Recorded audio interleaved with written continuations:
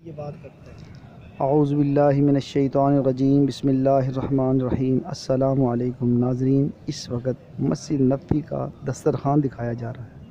ये मस्जिद नबवी के अंदर दस्तरख़ान लगाया जाता है, रमज़ान हो या गैर रमज़ान। ये रमज़ान नहीं है, रमज़ान से हट के है।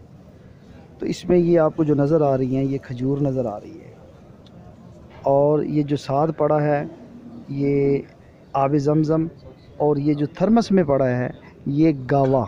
एक होता है हमारे पाकिस्तान में कावा, ये गाव से है गावा।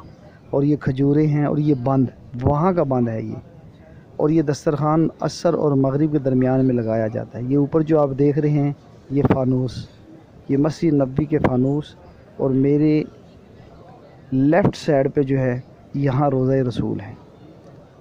और ये लोग सब मुंतज़िर हैं रियाज़ुल जन्ना के। हम जो यहाँ बैठे हैं ना जी, ये रियाज़ुल जन्ना में जाने के मुंतज़िर है।